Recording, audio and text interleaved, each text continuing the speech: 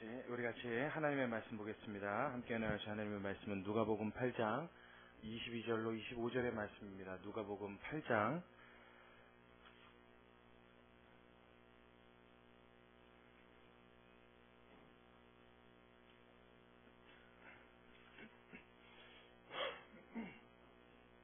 누가복음 8장 22절부터 25절까지의 말씀.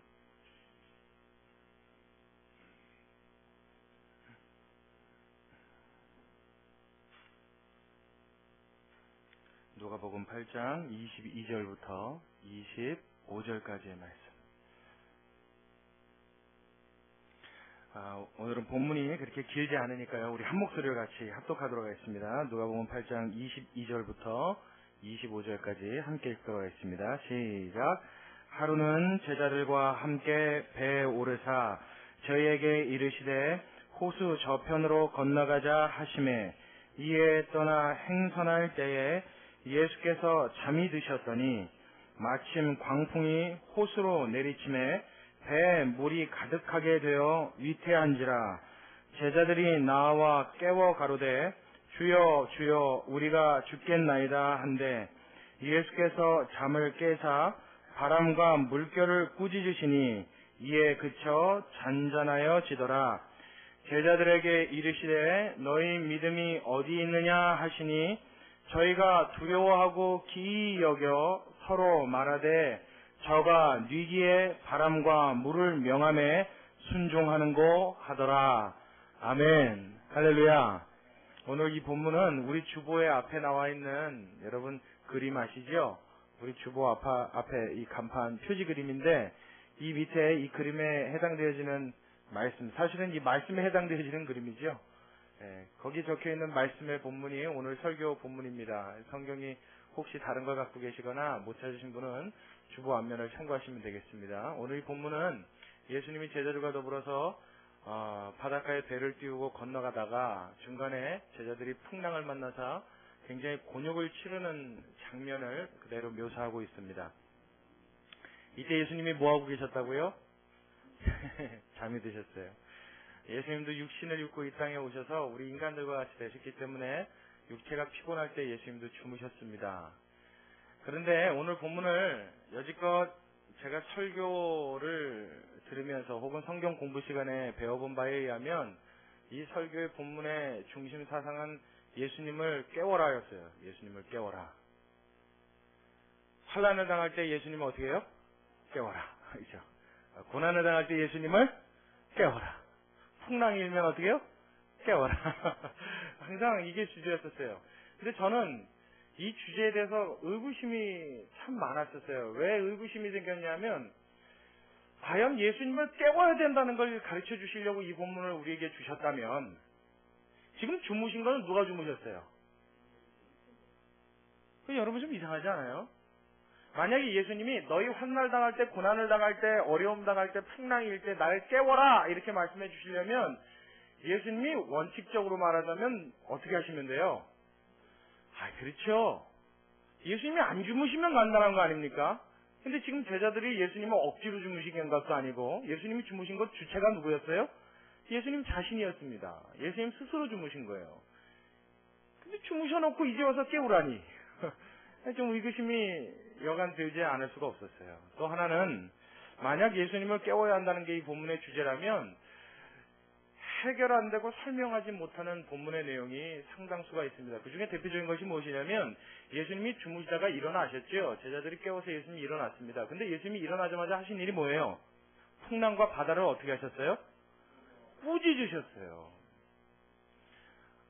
지금 어려움 겪을 때 주무신 게 누굽니까? 예수님이 주무셨잖아요. 우리 이분 삐뚤어져서도 말은 바로 하랬다고. 만약에 예수님이 주무신 게 잘못된 사실이라고 한다면 그래서 우리가 깨워야만 하는 것이 이 본문이 가르쳐주는 내용이라면 그걸 굳이나 잘못이라고까지 말할 수 없지만 그 상황에 주무신 건 예수님이란 말이죠. 그러면 일어나서 얘들아 너네 힘든데 미안하다. 내가 깜빡 졸았다. 어려웠지 힘들었지 잔잔해져라 이러시면 되잖아요. 근데 적반하장도 유무시지. 주무신 건 예수님인데 일어나시더니 누굴 꾸짖어요? 바다와 풍랑을 꾸짖으신단 말이에요. 꼭 마치 바다와 풍랑이 사람인 양. 어떤 인격체인 양 예수님이 막 나무라십니다. 이상하지 않아요? 도대체 풀리지 않는 수수께끼입니다. 분명히 예수님이 풍랑과 바다를 꾸짖으셨다면 잘못은 풍랑과 바다에게 있는 것입니다. 또 더더군다나 이 풍랑과 바다가 넘실거리고 배를 침몰시킬 위기에 처했을 때 무언가 꾸짖어야만 하는 어떠한 이유가 있었기에 예수님은 이런 행동을 했다는 것이 성경의 본문의 결론입니다. 그렇죠? 중요한 건 우리의 생각에 예수님의 행동을 맞추는 것이 아니라 예수님이 그 행동을 하셨다면 그 행동이 갖는 의미가 무엇인가를 우리가 알려고 드는 것이 성경에 대한 바른 자세인 줄로 믿습니다. 그럼에도 불구하고 우리는 항상 뭐만 생각했다고요? 어려울 때 뭐 해라? 예수님을 깨워라. 오늘 본문은 절대 여러분 이 교훈을 우리에게 주는 그런 본문이 아닙니다. 그리고 더더군다나 성경은 늘 항상 말씀하십니다. 우리 하나님은 변혁치 아니하시고 변개치 아니하시고 회전하는 그림자도 없으시고, 이 말씀은 뭐예요? 사람처럼 변덕 부리지 않는다는 거예요. 뿐만 아니라 우리 하나님은 졸지도 아니하시고 주무시지도 아니하시느니라. 근데 뭘 깨워요? 우리 하나님은 졸지도 않고 주무시지도 않아요. 그리고 저와 여러분을 감찰하시는 눈이 꼭 무엇 같아요? 불꽃 같은 눈으로 우리를 감찰하신답니다. 할렐루야. 뿐만 아니라 저와 여러분을 보호하시는데 어떻게 보호하신다고요? 눈동자처럼 보호하신다고요. 이 눈동자처럼 보호한다는 이 말은 굉장히 은혜로운 말입니다. 하나님이 여러분과 저를 겹겹이 애워싸서 보호하신다는 표현이에요. 무슨 말인지 잘 모르겠죠? 제가 이 설교 본문의 내용은 아니지 잠깐 설명을 하고 넘어갈게요. 눈동자처럼 보호한다는 말은 우리의 이 안구는 어떻게 보호되어 있어요? 두개골이라고 하는 단단한, 그렇죠? 이 육체 중에서 가장 단단한 뼈에 큰 구멍을 뚫어놓고 그 속에다 탁 박아놨습니다. 그럼에도 불구하고 눈은 소중하고 중요하고 이 부분이 약하기 때문에 하나님이 어떤 보호막을 쳐놓으셨습니까? 차단기를 걸어놓으셨죠? 이게 우리 눈꺼풀이에요. 그래서 먼지가 날라 들어오려고 그러면 눈이 자동적으로 어떻게 돼요? 셔터가 탁 내려오잖아요. 그리고 사람들 한번 옆에 분한테 한번 해볼까요? 같이 앉아 계신 분만 한번 해보십시오. 좀 가까이 가세요. 해보려면 옆에 사람한테 손으로 눈 곁에다가 한번 해봐요. 눈이 어떻게 돼요? 아, 이게 자동으로 감긴단 말이에요. 하나님이 이렇게 보호하신다고요, 눈을. 뿐만 아니라 그것도 모자라요. 혹시나 그럼에도 불구하고 날라 들어갈 수 있는 먼지를 막기 위해서 하나님이 그 위에다가 어떻게 해요? 그렇죠. 눈썹을 붙여놓으셨어요. 위에서 떨어지는 먼지를 막기 위해서 겉눈썹을 붙여놓으시고, 최종적으로 들어갈 수 있는 먼지를 막기 위해서 속눈썹을 붙여놓으셨어요. 이것들이 먼지를 다 걸러줍니다. 아, 이거 할렐루야. 그것뿐입니까? 만약 이랬는데도 들어가면 어떡할 거예요? 그렇죠. 그때는 바로 세정제가 나오죠. 바로 이 안구를 깨끗하게 해줄 수 있는 눈물이 눈물샘에서 자동으로 나옵니다. 그래서 이 눈물이 어디로 흘러요? 바깥으로 흐르지 않으면 그 밑에 하수 2개를 뚫어놨죠. 그래서 이것이 자동 배출되게끔 완벽한 자동장치를 하나님이 해놓으셨어요. 이렇게 보호하시는 것을 하나님이 뭐에다 표현하셨어요? 하나님의 자녀들이는 우리에게 표현하신 줄로 믿습니다. 하나님이 우리를 어떻게 하신다고요? 눈동자처럼 보호하신다고요. 얼마나 기가 막힌 보호입니까? 근데 그 하나님을 뭘 깨우냔 말이에요. 아닌 거 아시겠죠, 여러분? 이 본문은 절대 이 의미가 아닙니다. 한번 또 우리 본문으로 다시 돌아가 볼게요. 자, 오늘 본문을 보면 재미난 장면이 나오죠. 자, 예수께서 돌아오시면 무리가 환영하니 이는 다 기다렸음이로라.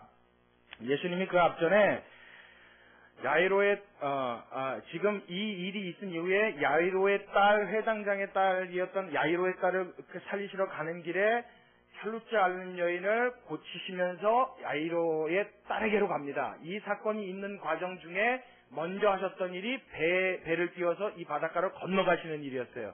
이 건너가는 중에 환난을 당했단 말이에요. 예수님을 만난 제자들이 예수님이 잠시 떨어졌다가 다시 오셨는데 그 모습 보고 막 기뻐하고 좋아했어요. 야, 우리 주님 오셨다. 주님 어서 오십시오.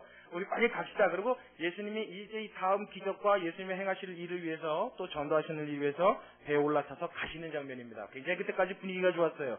근데 이 상황에 갑자기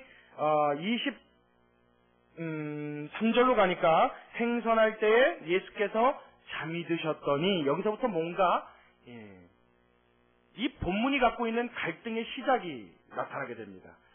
예수님이 잠이 드셨더니 마침이란 단어가 나오죠. 그렇죠? 자, 다시 한번요. 요거 잘 주의 있게 보셔야 돼요. 행선할 때 예수께서 잠이 드셨는데 잠드신 것까지는 좋다 이거예요.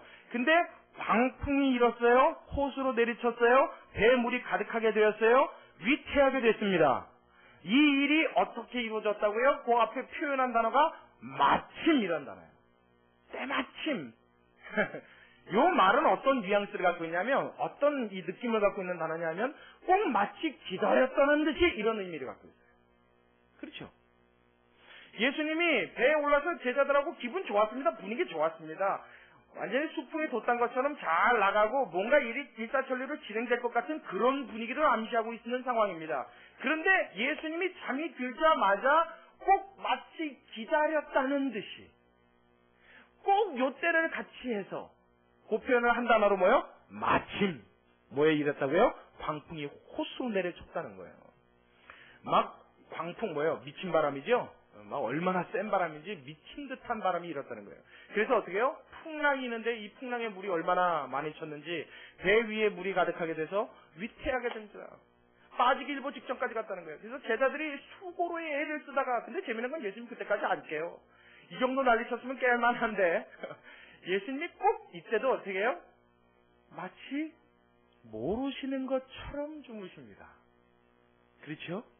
예수님이 그때는 제자들의 안위를 돌보지 않는 것처럼 주무십니다. 이상하지요?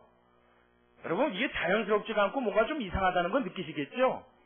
예수님이 평상시에는 항상 제자들과 함께 하십니다. 뿐만 아니라 오늘날도 주님은 저와 여러분과 함께 하시는 줄로 믿으시기 바랍니다. 예수님은 따로 기도하러 산 위로 올라가시고 예수님과 따로 떨어져서 제자들만 호숫가를 건너갈 때도 한 번 풍랑을 만난 일이 있죠. 그때 예수님이 어떻게 하셨어요? 물 위를 어떻게 하셔서 오셨어요? 그렇죠. 그거 여러분 기억하십니까? 한번 그랬던 일도 있었단 말이에요. 예수님은 따로 떨어져 기도하러 산으로 올라가시고 제자들은 바다에 있었다고요. 물에 있고 산에 있는 사람이에요. 통할 수가 없죠. 그럼에도 불구하고 예수님의 눈은 제자들을 향하고 있었습니다. 할렐루야.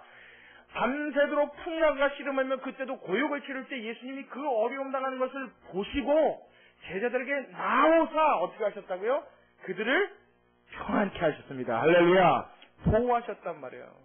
그 보호하신 장면이 얼마나 극적으로 표현되어 있어요. 그 두려워 떠는 밤에 예수님 무리를 걸어오셨어요. 얼마나 급하면 무리를 걸어오셨다고요. 그랬더니 제자들이 유령이다 그러고 난리를 쳤죠. 이렇게 보호하시는 예수님이 이때는 산에도 아니에요. 바로 옆에 배 한가운데 같이 주무시고 계셨습니다. 함께 계셨습니다. 거기서 단지 잠만 드셨다는 것뿐이에요. 그런데도 불구하고 제자들이 위태한 지경에 이르를 때까지 예수님은 이 잠에서 깨지 않으셨어요. 꼭 뭔가를 일부러 기다리신 것 같은 느낌 들지 않습니까? 아, 그래요. 그런 느낌 드시는 게 정확한 느낌이에요. 잘 생각하신 거예요. 뭔가 예수님이 기다리신 것 같은 느낌이 들어요. 꼭 그렇다는 얘기는 아닙니다. 우리가 이 본문을 읽을 때 적어도 예수님이라면 이때 분명히 깨고도 남았을 텐데 이상하게 안 계신다라고 생각 정도는 해야 된다는 거예요. 자, 그러고 난 다음에 우리 다음 절로 한번 넘어가 보자고요. 24절 같이 봅니다. 함께 읽겠습니다. 24절 시작. 제자들이 나와 깨워 가로되 주여 주여 우리가 죽겠나이다 한데 예수께서 잠을 깨사, 그 다음에 중요해요. 뭐라고요? 바람과 물결을 꾸짖으시니 이에 그쳐 잔잔하여지더라. 할렐루야. 자, 예수님이 이 말을 듣고 나서 잠에서 바로 깨셨습니다. 꼭 주무신 척한 것처럼 바로 일어나셨어요. 또 일어난 것까지도 참 그런데 일어나시자마자 하신 일이 제자들한테 무슨 말씀도 안 하시고 야 왜 그래 묻지도 않으시고 상황이 어떠냐 살펴보지도 않으시고 일어나시면서 뭐라 그래요? 바람과 물결을 꾸짖어 버렸어요. 이놈들아! 그러고 야단을 쳤다고요. 잔잔하지 못해! 그러고 야단을 치었어요. 그랬더니 어떻게 해요? 그 바람과 물결이 그 말에 순종한 줄로 믿습니다. 이야, 멋있죠? 네, 멋있어요. 그냥 그러고 끝났으면 참 좋겠습니다. 그럼 우리가 골치 아프지 않을 텐데, 자, 이제서부터 이 본문의 내용이 시작되는 거예요. 여기가 가장 중요한 포인트입니다. 자, 제자들이 말해요. 죽게 된 상황, 위태로운 상황, 이 위기에서 더 이상 자기 힘으로 어찌할 바를 알지 못하고 드디어는 예수님을 급기야 깨우는데, 깨우면서 주여 주여 우리가 죽겠나이다라는 표현을 할 때 여러분 적어도 생각해 보세요. 업으로 평생을 물질을 하면서 살았던 사람이 그 물에서 곤욕을 당해 더 이상 살 소망이 없어 죽게 됐다라고 판단할 정도라면 그 상황이 얼마나 위급한지 알겠지요. 정말로 이것은 하나님이 아니곤 정말 그 하나님의 큰 능력이 아니고서는 이제는 방법이었다. 완벽한 절망을 표현하기 위한 하나의 표현에 이거는 하나의 복선에 해당되어지는 구절입니다. 꼭 뭐가 하냐면 자 우리 잠깐 구약으로 넘어가세요. 모세가 이스라엘 백성들을 애굽에서 끌고 나옵니다. 그렇죠? 끌고 나왔어요. 첫 번째 광야에 도착하기 이전에 막 끌고 나와서 야 이제 우리가 살았네 할렐루야 찬송하면서 한참 가는데 바로가 화딱지가 났어요. 아무래도 억울한 거예요. 10가지 재앙에 완전히 저희가 참패하고 무릎 꿇고 이스라엘 백성들에게 재물까지 다 내주고 이제 나가라 너네가 나가기만 해도 좋다 그러고 내보내고 나니까 속에서 이게 복받친단 말이에요. 그래서 어떻게 해요? 내가 이놈들을 쫓아가서 하나도 남겨없이 죽이리라. 내가 못 데리고 있고 노예로 삼지 못한다면 차라리 이놈들을 광야에서 내가 뼈를 묻게 하리라. 그러고서 쫓아갔단 말이에요. 자 쫓아갔어요. 이스라엘 백성들 입장에서 한번 보자고요. 뒤에는 누구요? 애국 군대. 앞에는 뭐가 막혔어요? 마침 그때 자 이때 나타나는 단어가 또 마침이죠. 마침 그때 뭐가 나타났어요? 홍해가 나타났다고요. 자 이때 이 이스라엘 백성들의 반응 한번 살펴보세요. 이스라엘 백성들이 다 어떻게 했어요? 그냥 평안하게 있었습니까? 아니면 벌벌 떨었습니까? 난리가 났죠. 그래서 급기야는 이 두려움이 극에 달하니까 모세를 어떻게 하려고 그랬어요? 돌로 쳐 죽이려고 그랬다고요. 이놈아 모세야, 애굽에는 우리의 매장지가 없어서 우리를 여기까지 끌고 나왔느냐? 우리가 지금 애국 군대의 칼에 의해서 죽지 않으면 바닷가에서 몰살해다 이놈아. 이래도 죽고 저래도 죽는다. 할 때 표현이 뭡니까? 주여 우리가 죽겠나이다. 이제 방법이 없다는 거예요. 진퇴양난이죠. 사면초가입니다. 완전히 꽉 막혔어요. 그때 예수님을 깨웠더니 예수님이 일어나서 하시는 행동이 참 기가 막혀요. 바람과 물결을 꾸짖으십니다. 아까도 말씀드렸지만 인격체인 것처럼 바람과 물결을 꾸짖으십니다. 왜 그랬을까요? 왜 바람과 물결을 꾸짖었을까요? 여러분 이해가 가세요? 여러분 바람은 불어오는데 분다는 것 자체에 잘못이 있습니까? 없습니까? 바람은 원래 부니까 바람입니다. 바람이 안 불고 멈춰있으면 바람이에요? 아니에요? 아니죠. 걔는 원래 본분이 뭐 하는 거예요? 부는 겁니다. 물결은 뭐예요? 물결이 바람이 막 불어오는데 버팅기고 이렇게 있어서 난 절대 안 흔들릴 거야. 그럼 그게 물이에요? 아니에요? 물결은 원래 바람 부는 대로 치는 게 자기의 본분입니다. 그렇죠? 자, 이렇게 따지고 보자면 바람과 물결은 잘못이 있어요? 없어요? 없어요. 그런데 꾸짖으신단 말이에요. 여기서 우리가 한 가지 질문을 던져야 돼요. 예수님, 잘못 없는 것에 대해서 예수님이 꾸짖으셨습니까? 만약 하나님이 그렇게 하셨다면, 예수님이 그렇게 하셨다면 잘못 안 한 것 같아 보이는 물결과 바람이 정말 무언가 잘못이 있는 겁니까? 아니면 바람과 물결은 원래 본분이 부는 거고 치는 거니까 그들은 잘못이 없는데 예수님이 실수하신 겁니까? 우린 질문이 이렇게 가야 돼요. 그렇죠? 근데 여러분이 한번 대답해 보세요. 예수님에게는 실수가 있으십니까? 없으십니까? 하나님 그분이시기 때문에 예수님에게는 실수가 없습니다. 우리 하나님은 실수가 없는 하나님인 줄로 믿습니다. 그 예수님 앞에는 흠이 있어요? 없어요? 없어요. 잘못되는 것이 있을 수 있습니까? 없어요. 그렇게 보자면 우리 눈에 보기에 바람과 물결이 잘못이 없는 것 같아 보임에도 불구하고 이 원인에 대한, 잘못에 대한 원인을 추적한다면 누구에 있다고 봐야 돼요? 바람과 물결에 어떤 잘못의 원인이 있다고 우리는 봐야 합니다. 그러면 그 원인, 그 잘못이라고 하는 그 원인은 도대체 무엇이냐? 이 정체를 밝혀야겠죠? 그러기 위해서 우리 그 다음 절인 25절을 주의 깊게 한번 보겠습니다. 자, 25절 함께 읽겠습니다. 시작. 제자들에게 이르시되 너희 믿음이 어디 있느냐 하시니 그 다음에 저희가 뭐요? 두려워하고 그 다음에요?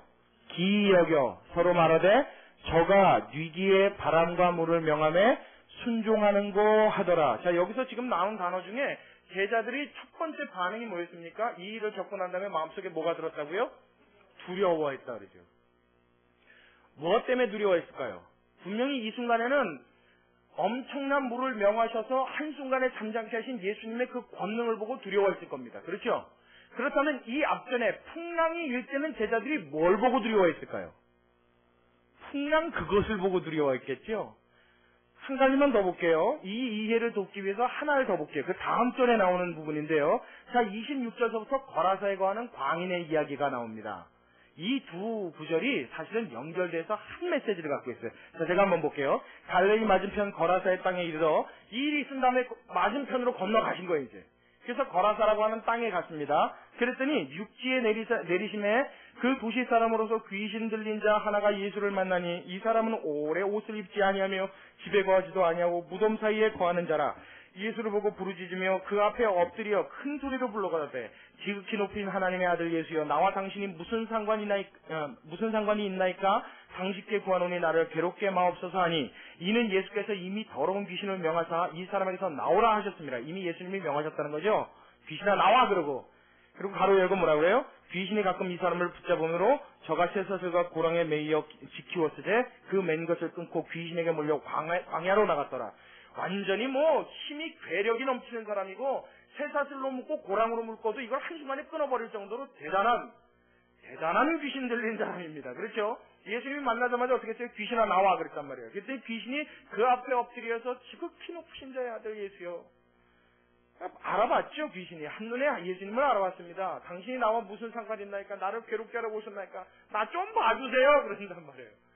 자, 그랬더니 예수님이 그 다음 절에요. 자, 30절에 예수께서 내 이름이 무엇이냐 물으신즉 가로되 군대라 하니, 이는 많은 귀신이 들렸습니다.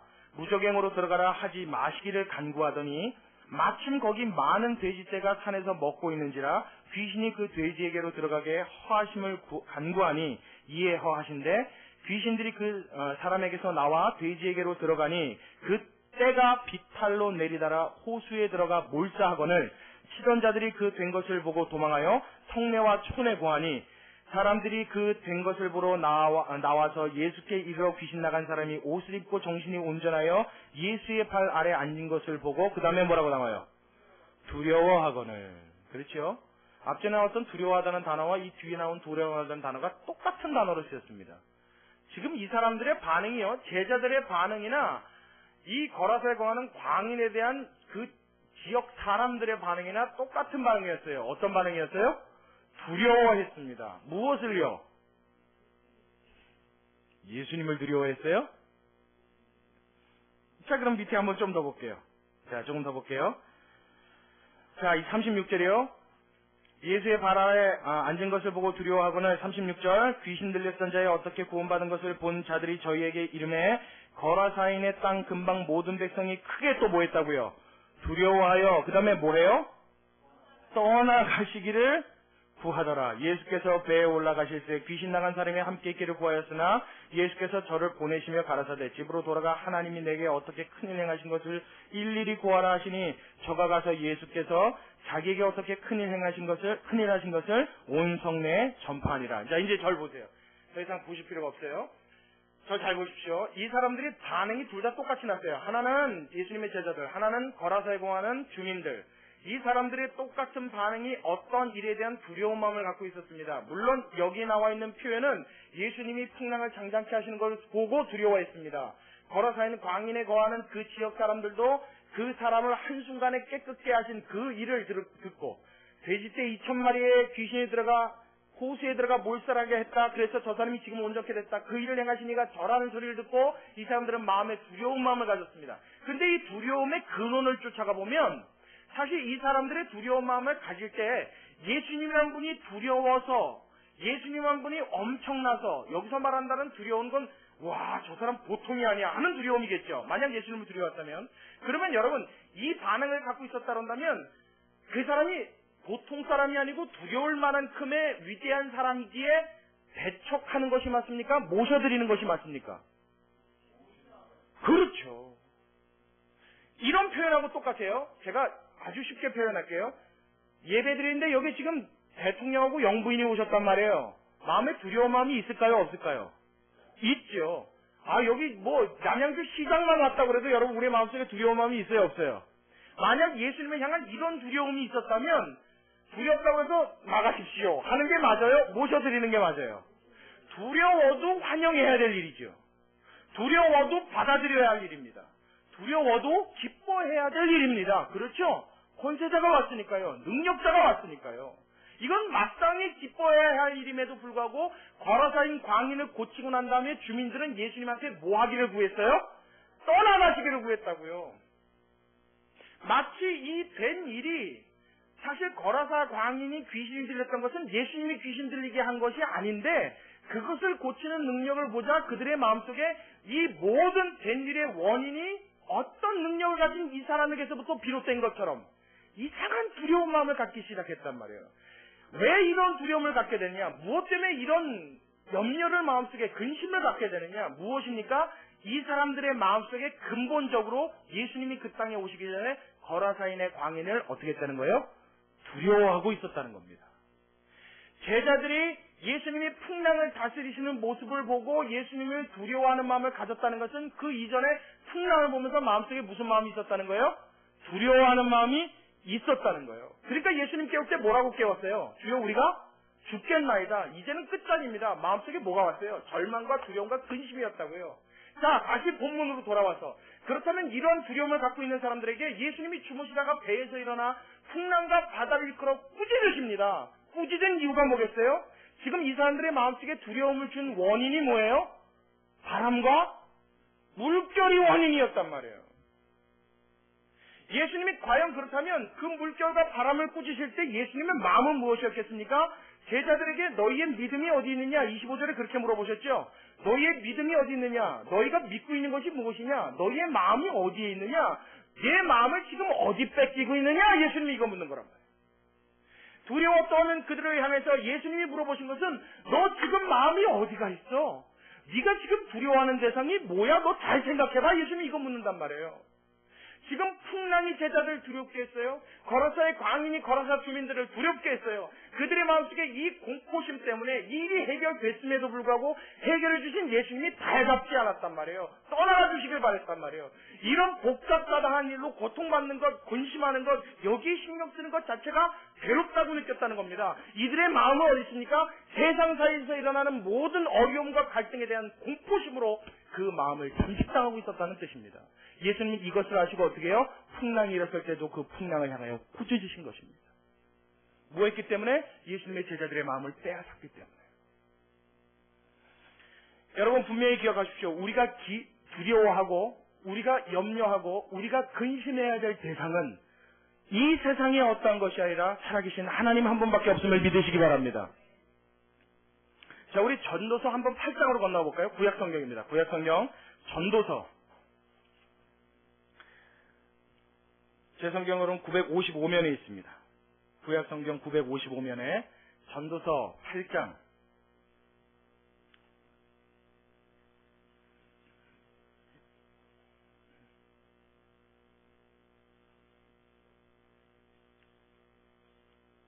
구약성경 955면 전도서 8장.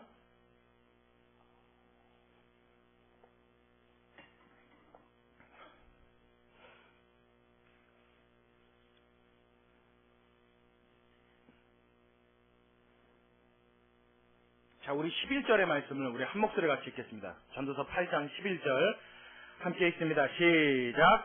악한 일에 징벌이 속히 실행되지 않으므로 인생들이 악을 행하기에 마음이 뭐라고요? 담대하도다. 이 구약성경에 나오고 있는 이 담대하다는 말은 앞전에 우리 본문에 나와 있는 두려워하다는 단어와 정반대의 단어입니다. 지금 인생이 뭘 행하기에 담대하다고요? 악을 행하기에, 죄를 범하는 데 있어서 담대하대요. 두려운 마음이 1.1획도 없다는 거예요. 점만큼도 없다는 거예요.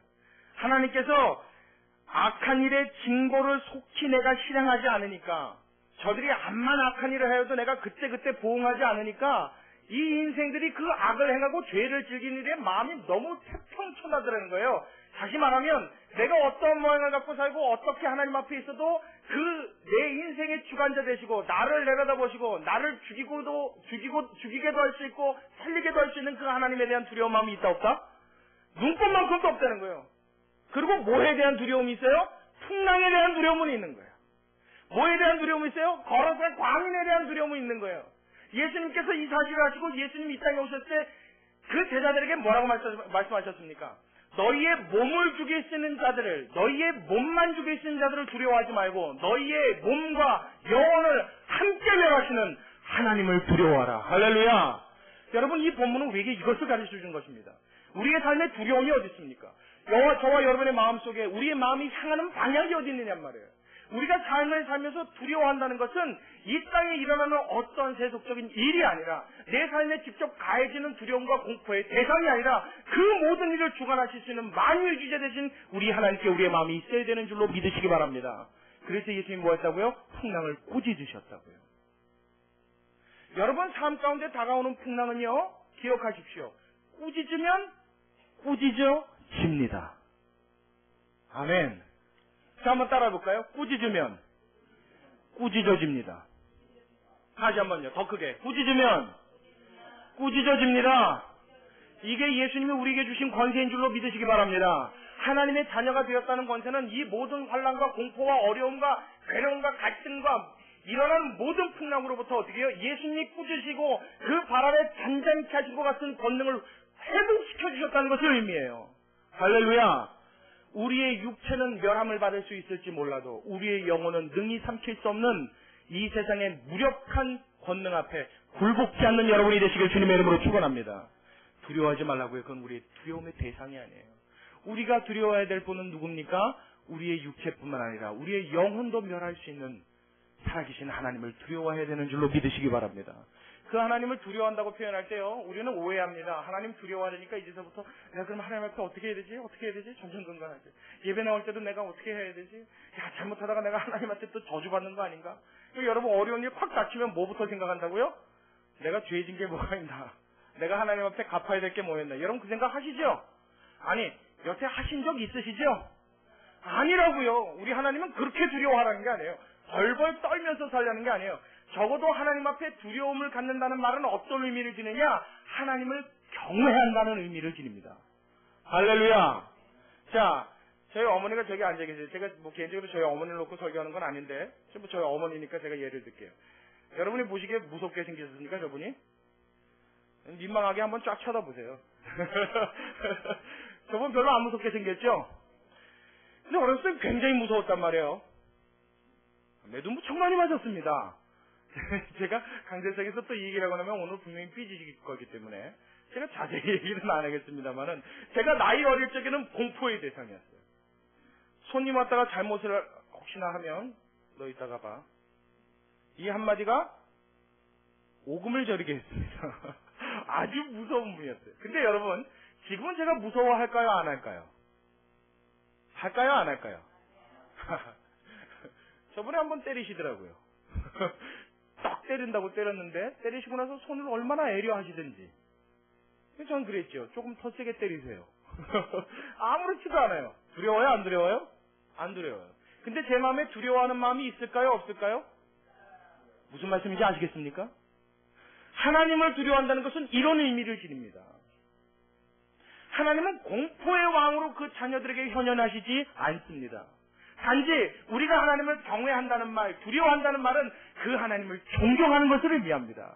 그 하나님을 나의 아버지임에도 불구하고, 내 영혼을 구원해 주신 구세주임에도 불구하고, 이 세상의 어떤 것과도 바꿀 수 없는 내 마음의 만족 그 자체이신 분으로 인식함에도 불구하고 내 스스로가 그 하나님 앞에 두려운 마음을 가져드리는 거예요. 그 하나님을 너무 사랑하기에, 너무 존경하기에, 그 하나님을 너무 높이기에 그 하나님 앞에 겸비하는 자세를 갖게 되는 줄로 믿습니다.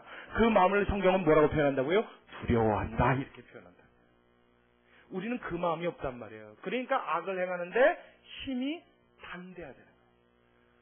하나님 앞에는 두려움이 없어요. 하나님 앞에는 담대해요. 근데 반대로 세상 앞에는 두려워해요. 그러니까 예수님이 어떻게 해요? 그 세상을 향하여 꾸짖으시는 겁니다. 여러분, 절대 풍랑은 저와 여러분이 두려워할 대상이 아닙니다. 그것으로 저와 여러분 죽지 않습니다. 이 말도 또 오해하지 마세요. 죽을 수 있어요. 근데 제가 죽지 않습니다란 말은 우리의 영혼은 멸할 수 없단 말이에요. 우리의 육체까지는 어떻게 할 수 있단 말이에요. 그러나 하나님께로 돌아갈 나의 영혼은 그 어떤 것도 손대지 못하는 줄로 믿으시기 바랍니다. 그러니까 여러분 당당하고 자신 있는 거예요. 어떤 사람은 그러죠. 야, 내가 나이 많아서 이제 뭐 살 만큼 살았으니까 까짓거 죽는데 뭐 두렵겠냐. 이제 사람 다 똑같거든요. 네. 나이가 아무리 많아도요, 죽음에 대한 공포는 누구나 다 갖고 있습니다. 삶에 대한 집착은 누구나 다 똑같습니다. 여러분, 20살짜리 청년이 죽는 게 더 아까워요? 나이 80 넘으신 분이 죽는 게 더 아까워요? 성경은 마찬가지라고 이야기합니다. 왜요? 하나님 앞에 80년의 세월은 무엇과 같아요? 점과 같아요. 한 순간과 같아요. 우리의 육체가 멸해지는 것은 하나님 앞에 아무것도 아닙니다. 왜요? 하나님께서 이미 저와 여러분의 영혼을 구원해 놓으셨기 때문에요. 이 땅에서 다가오는 어떤 환란이 내 육체에 어떠한 데미지를 주더라도, 어떠한 충격과 어떠한 공포와 어떤 고통을 주더라도 그것으로 저와 여러분이 절대 망하지 않습니다. 할렐루야! 이 믿음이 있다면요, 세상을 향하여 담대한 모습으로 나아갈 거예요. 그리고 그 모든 것들을 주관하시는, 그 모든 것들을 한 손으로 움직이실 수 있는, 아니요, 말씀과 눈빛만으로도 도전하실 수 있는 우리 하나님 앞에 두려운 마음을 갖게 되는 줄로 믿으시기 바랍니다. 할렐루야! 그 하나님을 사랑하십시오. 그 하나님을 경외하십시오. 그 하나님을 존경하십시오. 그 하나님을 두려워하십시오. 그때 하나님께서 저와 여러분을 기뻐하시는 줄로 믿습니다. 여지껏은 그렇게 알았죠? 힘든 일이 있을 땐 예수님을 깨워라. 그럼 여러분 역시나 예수님은 우리의 도구예요. 그렇죠? 뭐가 달라요? 목마를 때 500원짜리 동전 집어넣고 음료수 뽑는 거랑 예수님이랑. 환난당하면 깨우래요. 목마르면 음료수 뽑아 먹으래요. 똑같은 말이죠. 아쉽고 필요할 때 예수님 찾으란 얘기예요. 그럼 그 주님은 반드시 기도라는 동전을 넣고 금식이라는 버튼을 누르면 응답이라는 캔이 나온다는 거예요. 아닙니다, 여러분. 성경은 절대 하나님을 우리에게 그렇게 가르쳐주지 않습니다. 그 하나님은 지금도 우리 곁에 계십니다. 지금도 고난당하고 환난을 당할 때 무리를 걸어서 우리에게 찾아올 수 있는 분인 줄로 믿으시기 바랍니다. 그 주님이 불꽃 같은 눈으로 눈동자처럼 우리를 보호하시면 날마다 우리 곁에 함께 계십니다. 그런데 뭘 더 찾겠어요? 뭘 더 바라겠어요? 그 하나님을 경외하면 됩니다. 그 하나님을 신뢰하면 돼요. 우리의 삶 속에 나의 육체에 상처를 줄 수 있는 것들에 대한 두려움을 버리고 하나님 앞에 나아가 나의 인생을 맡기면 하나님께서는 저와 여러분을 안전하게 주님 나라까지 인도하시는 줄로 믿으시기 바랍니다. 할렐루야! 할렐루야! 여러분 이 말씀의 의미를 아시겠습니까? 그러니까 여러분 거라사 광인을 예수님이 온전케 해주셨어요. 예수님을 떠나가 달라고 그런 거예요. 이 사람도 미친 거 아니에요? 비정상 아닙니까? 그 문제를 해결해 주시는 능력자가 오셨는데 가달라니요. 가달라니요. 뭐요? 하나님께서 주시는 그런 능력과 해결 방법은 필요 없다는 거예요. 우리가 원하는 건 뭐예요? 내가 당장 두려워하는 이 세상의 공포와 고통과 이 두려운 일들이 좀 안 일어나줬으면 좋겠다는 거예요. 그러니까 이거 뭐 해결하고 자신간에 이 사건 끌고 가십시오 이 얘기예요. 그들의 믿음이 어디 있는 거예요? 그들의 마음이 어디 있는 거예요? 세상에 가 있는 거예요. 우리는 그러한 자들이 아닙니다. 우리는 그렇게 예수 믿는 자들이 아닙니다. 우리가 믿는 하나님은 어제나 오늘이나 동일하셔서 우리 사는 그날까지 날마다 동일하게 우리를 보호하시며 늘 항상 우리를 내려다보시고 나의 곁에 나의 속에 함께 가시는 그분인 줄로 믿으시기 바랍니다. 그렇다면 세상을 향한 헛되운 두려움 버리고 주님을 향한 경외함을 가지고 오늘 하루도 내일 하루도 승리하며 살아가는 저와 여러분이 될 줄로 믿습니다. 다 같이 기도하시겠습니다. 고맙고 감사하신 아버지 하나님, 우리 하나님께서는 우리 인생을 향하여 그 눈을 떼지 않으시고 불꽃 같은 눈으로 꺼지지 않는 화염으로 우리를 지키시며 보시며 또한 우리를 눈동자처럼 보호하시려고 겹겹이 에워싸시고 늘 항상 함께 하신다고 성경을 통하여 이야기해주고 계십니다. 그 하나님이 만유의 주관자 되심에도 불구하고 그렇게 곁에 계신 주님임에도 불구하고 하나님 우리는 우리의 마음을 그 주님께로부터 벗어나 이 세상을 향해 쓸데없는 것에 온통 뺏기며 살아가는 현실을 봅니다. 하나님 우리의 믿음이 이제 주님 앞에 있게 하여 주옵소서. 우리의 마음이 이제 주님 앞에 있게 하여 주옵소서. 세상에 우리를 위협하는 헛된 것들 앞에 빼앗기지 아니하고 나를 좌지우지하실 수 있는, 나를 온전히 주관하실 수 있는 하나님 앞에 우리의 마음을 드릴 수 있도록 우리 모두를 축복하여 주시옵소서. 아버지 하나님께 감사를 드립니다. 늘 항상 함께 하시는 주님 앞에 영광과 찬양을 돌려드리오며 살아계신 예수님의 이름으로 기도드리옵나이다.